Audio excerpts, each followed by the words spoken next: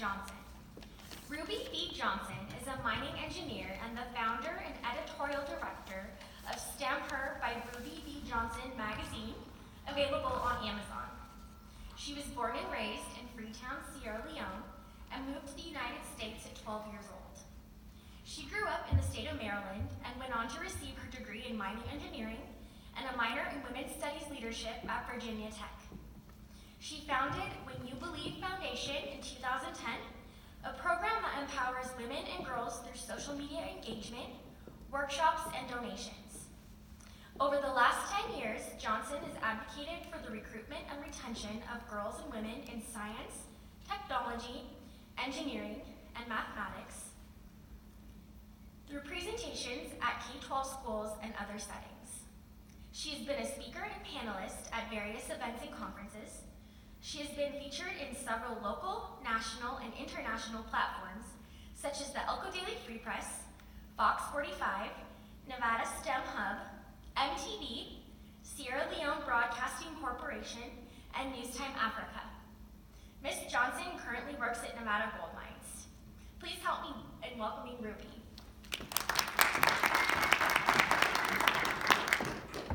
I was born in Freetown, the capital city of the country, Sierra Leone, as Chantel mentioned earlier. Sierra Leone is a small country in West Africa, approximately 7.6 million population. From 1991 to 2002, there was a civil war in the country, which is basically most of my childhood in Sierra Leone. The war started in the provinces, but later on moved to the capital city of Freetown when I was around 6 years old. So my family left the country and we went to Nigeria. We went to stay in Lagos and Nigeria, which is another country in West Africa. Fast forward to 2 years later, while I was in primary school in Nigeria, which I guess would be compared to elementary school in the United States. I remember at 8 years old, I was not 8 in this, but it's a picture I really like from my childhood. That's why I chose this one. I was a little younger than 8 in this one. But I remember at 8 years old in Nigeria, our teacher went around asking us, what do you want to be when you grow up? Just, as usual when you're a kid and stuff, people are asking that. And so she asked all of us, what do you want to be when you grow up? And, at that time, I was a very talkative child. And I had a very inquisitive mind, and I was always asking a lot of questions, and I could debate anyone that was even twice my age, because I had a lot to say, clearly, at that age.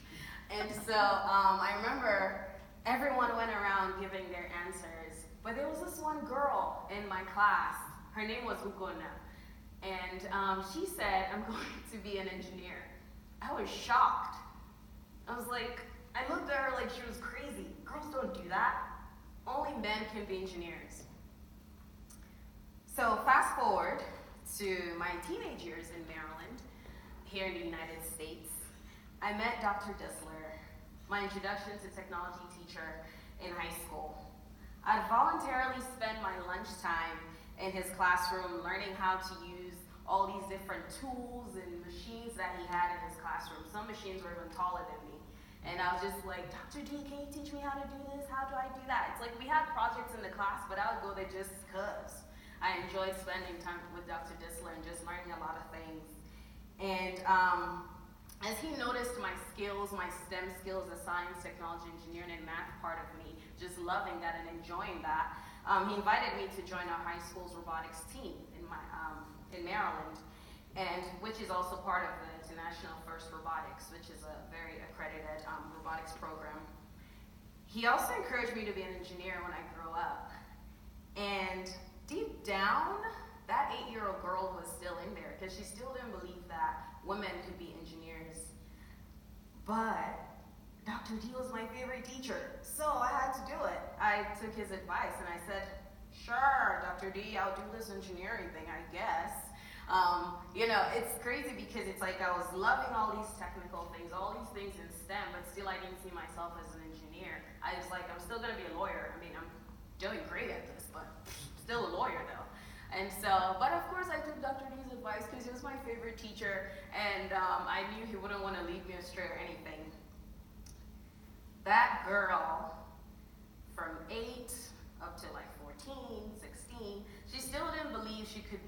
an engineer, and she didn't see that engineer that this teacher was seeing in her at all at the time, but she still went for it.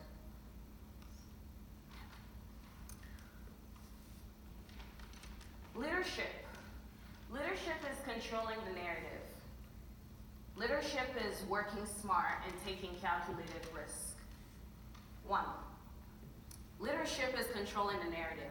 As I navigate through life and my professional life and personal life and all that, I'm realizing how important it is for one to control their narrative. Of course, we can't fully control how people feel about us, the things that people think about us, or say about us, really. However, I believe that we can play a role in those things, in how we think in some way. As Chantel mentioned earlier, I created STEMher by Ruby B. Magazine because I wanted women in science, technology, engineering, and or mathematics, which is commonly referred to as STEM nowadays, for them to share their experiences. Our experiences mold us to be the people that we are. The first issue of STEMher Magazine was published last year in September 2018, and in a little over a year, 5 seasonal issues have been published, and like as Chantel mentioned earlier, they're available on Amazon and also on STEMher.com for purchase. And these issues, right now with the current one being the fall 2019 issue, they have published I've featured over 70 women and girls worldwide, women who are not just from the United States, but I've had women that are living in Australia, France, United Kingdom. I've also had from Ghana, the Bahamas, Channel Islands, and so many different places, India, and many more. I want women to use this platform to share their milestones, their struggles, tips, and the many lessons that they've learned so far in life, in this journey that we call life. You define who you are to the world. Don't let the world define you. Show them who you are. Show them your real self, your real authentic self. We must learn to use wisdom on when to speak up and when to be silent. That takes wisdom. It's not very easy. I'm still learning to do that. It's, for me, I'm a Christian, and actually one of my favorite verses is James 1:19. To be quick to listen, slow to speak, and slow to anger. We must be our biggest defenders and tell people how we want them to treat us or address us. If someone calls you out of your name or your character, say something. Additionally, I also believe that we must remember how we carry ourselves. That's very important on how people receive us and how they treat us. Our body language matters. So here's an example I'm going to show. So here are 2 covers of my magazine. This one is the winter issue from last year, and this is the spring issue. So I'm talking about body language. For instance, a lot of my friends and family that know me very well, this is like my favorite pose. Whenever I want to take a picture, it's like 1 hand on the hip or 2 hands or so. It's just something I've always liked and chest out. And so when I do that, I've always liked it. But it was brought to my attention a few years ago that it's actually a power pose, which I didn't really understand what that meant, but it's a power pose because it brings out confidence. It shows what you get to see is someone that's showing power or confidence. For me, I just liked it. So that's what I mean by, in terms of body language, in terms of how you carry yourself. I mean, it's just a picture, but also the way you stand when you're presenting, when you're talking to people, how you carry yourself. That's what I wanted to show. And then with this one, with the arms crossed, it shows strength.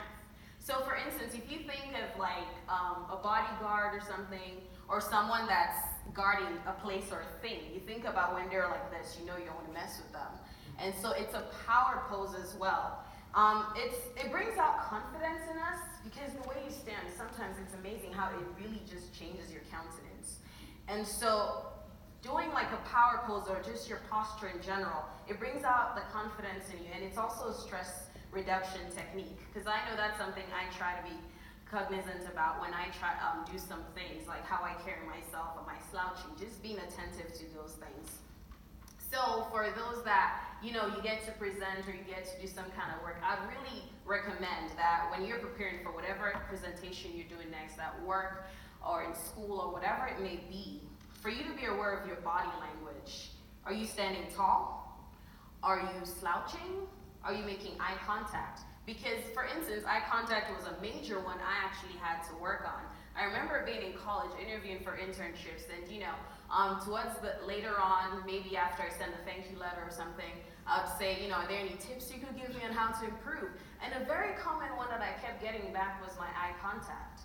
And so it's like, I wish you made better eye contact, I wish you made better eye contact. And I remember talking with my best friend during that time, and I said, why am I struggling so much? Actually, the conversation started before, because I watched an interview of an actress from her country, she's from Ghana, and I was like, why is she not looking at the interviewer? Why is she not looking at the person? And then we came to the conclusion that it's a cultural thing for us. In our culture, we don't do eye contact. So to me, it wasn't natural for me to do that. And also, if you're someone younger talking to someone older than you, it's an act of respect thing. You don't look them in the eye. And so, of course, these people, of course, they were older than me that I'm interviewing and stuff for a job or an internship. But I've just been used to that culture of I don't look people in the eye. So it may be a little uncomfortable for some people. But eye contact is so important because that's how you also grab the attention of someone. And if someone is talking to you, when they're making eye contact, it shows that they're listening to you. If they're looking everywhere else and they're not looking at you, then it's like, you feel like you've lost their attention. So those are just some things to think about when, have I been doing this? Oh, sorry. So sorry. I'm a hand talker. And so those are things to really think about. Where am I now? 2, leadership is working smart and tackling, taking well-calculated risk. Running a business is no easy fit, and it's time-consuming. Of course I work at Nevada Gold Mines, but I also have my magazine. I work 4 days a week at Nevada Gold Mines, and very long days, of course, but so when I get home, I really am exhausted, and I really just want to go to bed as quick as I can.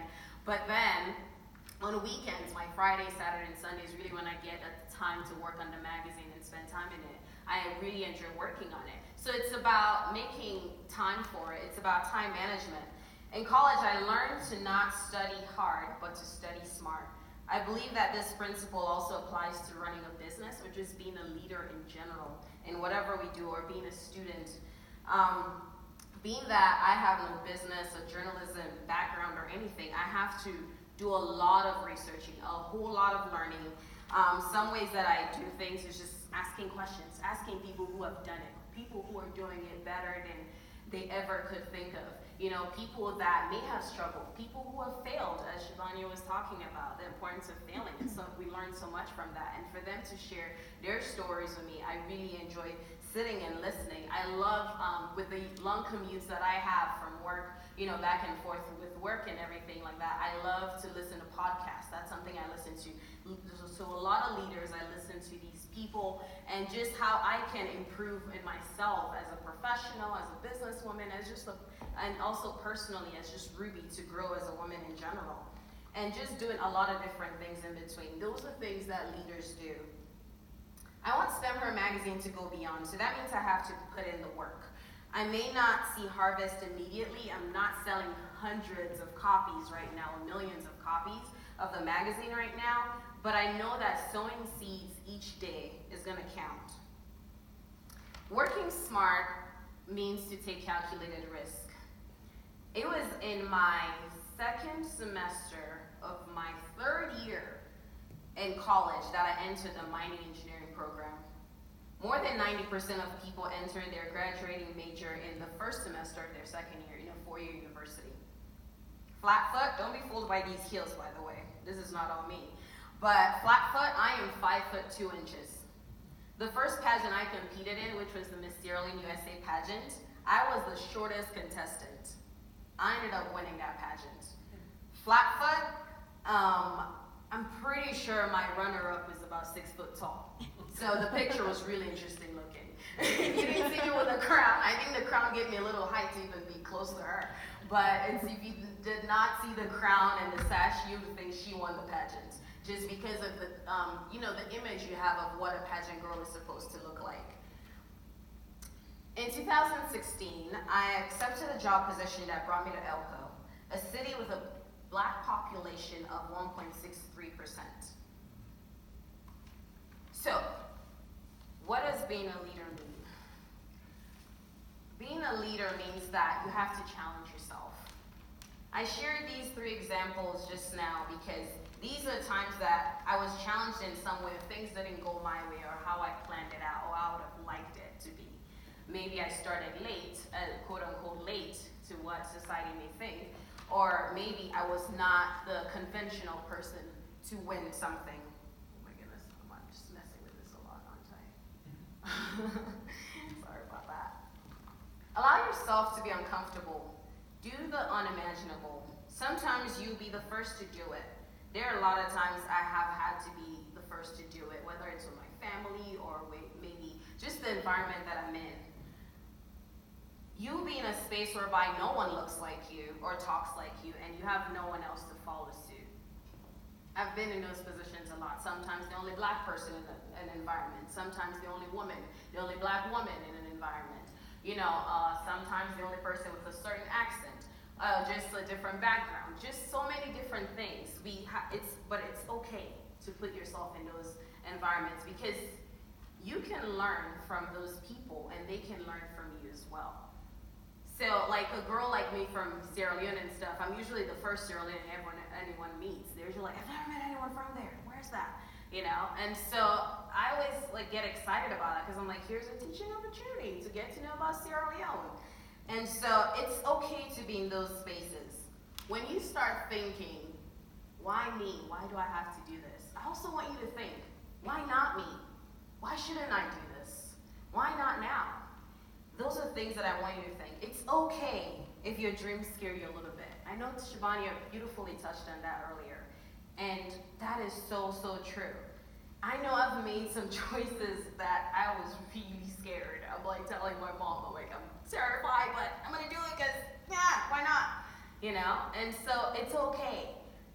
Just go for it. It's so worth it because, Shabania sharing the stories of the adventures and all that stuff, if I never tried and went for it, then I would have never gotten to experience that great adventure. It's okay to do that. Do things afraid. It's all right to do things afraid.